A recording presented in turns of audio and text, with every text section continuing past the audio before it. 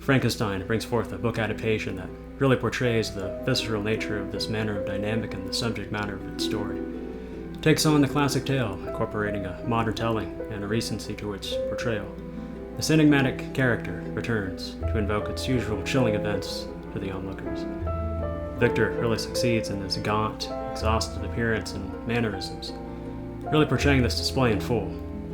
Oscar Isaac seems to have a range, definitely with a variety of roles by now, and this character expands upon it even further. As I was watching, I realized that he was quite the fit for this character, almost like he was meant for the role. It showcases a realistic telling of such a person, not entirely as a mad scientist, but definitely with a troubled, conflicted countenance. Also showing the full breadth or history of his past and upbringing. The eccentricity of his character was also apparent. How knowledge or brilliance can sometimes lead to altered aura or thoughts, emotions, interaction with others. To me, the design of Frankenstein was unique and on target. The attire definitely added to his mystique or mysteriousness, the darkness that could be brooding within those shadowed folds. If Victor would be a conflicted character, the creature, as he is so dubbed, might probably be even more so, at least in altering ways. It really shows the challenges of allying or coinciding with society and other people, when manner of portrayal or appearance might be different or altered. His desire to coexist with the world is shown here too, and the problems that lie with this desire. Even with those from the humble cottage carries with it a similar challenge, so it would remain to be seen how other different types of folk or people would react to this kind of creature. Also the difficulty of maintaining control over overpowering attributes or, in Frankenstein's case, great strength. Perhaps the ever-going struggle of keeping these aspects in check. It does kind of show a transformation with this character, how he becomes angry, becomes bitter as the plotline progresses. The many reasons that could relay these emotions or feelings towards him, even from his own master or creator, eventually showcasing itself in the outer world at large. It is unfortunate that Victor shows such disdain toward Frankenstein, I must say. I came to realize just how untoward he reacted toward his creation, even from the very beginning.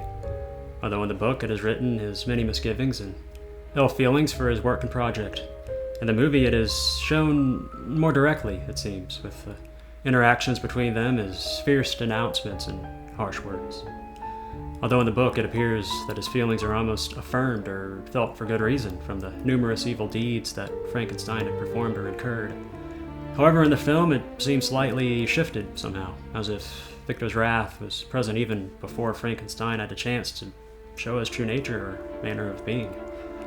Although perhaps it is similar in the novel as well, and there could be purposeful ambivalence toward this connection between them. Even so, it is shown fully in the film, and as well as its effect this kind of dynamic can have on the subject. Also, the automatic perception of Frankenstein being a lesser being than Victor himself, most definitely shown by their interactions taking place underground, instead of them being of more of an equal standing. This certainly seemed to make an impact and affect their interactions, their scenes, and perhaps their perceptions for both each other and the outside world. Even though through everything, Frankenstein still maintains a relatively positive outlook, it appears, about people and to society.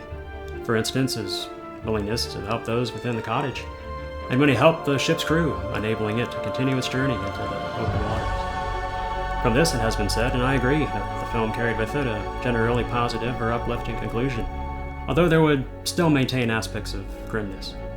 This, to me, I saw as an admirable quality of his, this outlook, defining much of his character and persona, at the very least initially and even onward.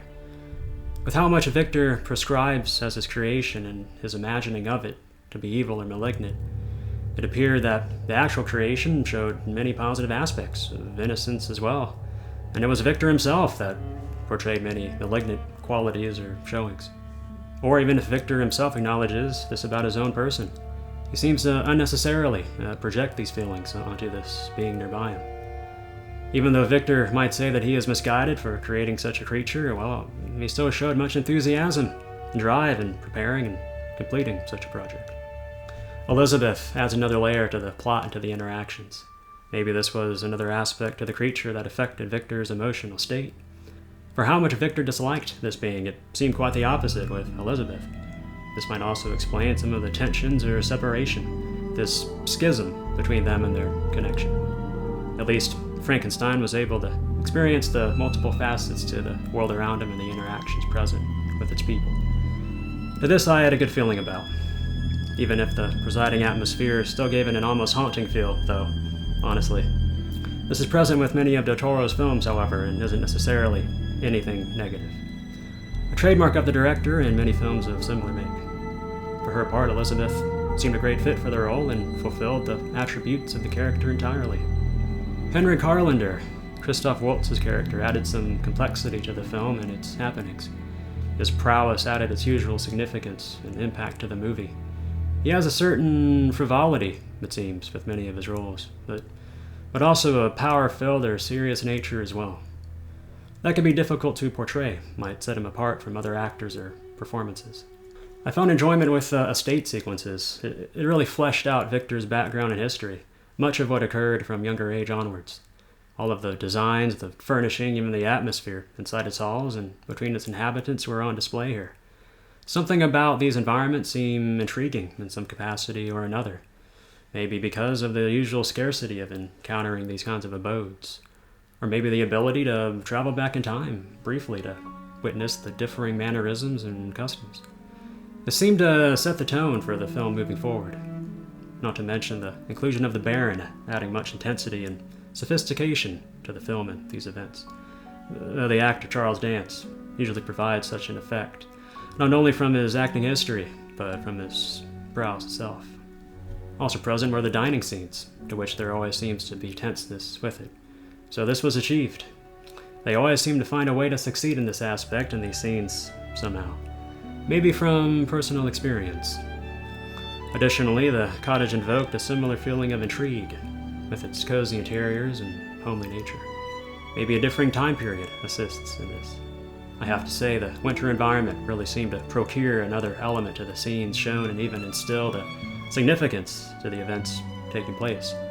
Maybe the season of winter carries some sort of significance of its own, a differentiation with the other seasons. Here, the extent or culmination of Frankenstein's struggle reaches a peak. The misinterpretations or misunderstandings that can crop up between people and groups. Unfortunately, it seemed, however much Frankenstein tried to help out, it only attributed to his ever-deepening separation from the world and society. Digging his own grave, so to speak, at least metaphorically. Or maybe ardently building his own coffin. In any case, it also shows a variance in setting and with the visuals. Del Toro once again succeeds in actualizing the world and feel of the classic novel Frankenstein. I noticed that it seemed to take much inspiration from the book or the source material itself, as opposed to any other renditions from the past. To this, I found much satisfaction to see it this way. Although both forms usually carry with it its own positives or additions, elevations, it was nice to see a telling of Frankenstein told in this format. Many of his films do consist of similar tones, dark, haunting, or brooding, but also there is a deepness of feeling and emotion. The splendid enlivens his work in films. It has also been said that he always wanted to make or adapt this film when he was very young, and it also being a main focal point with many of his works. The film seemed to take on different phases almost, from the estate at the beginning, to the tower, to the cottage and Frankenstein's travels, finally to the ship. Each served to incorporate variants with the movie's plot and scenes, and a clean sequence of events and settings. Not to mention the overarching narrative, or voiceover, of Victor's recounting of most of the events told from the very ship itself. The colors, shading of the settings were on point and consistent throughout. The story of Frankenstein is very grim, I must say, although at its core it would still fall under the genre of horror, and so this might be expected. However, there is a heart to the story, that of Frankenstein, and from those he encounters, has connections with. That makes it unique to others in the genre and from other similar tellings. It has a complexity to it, a deepness that strikes into the very fabric of the maker's being. His many feelings, his considerations, his ill thoughts, and dark ruminations.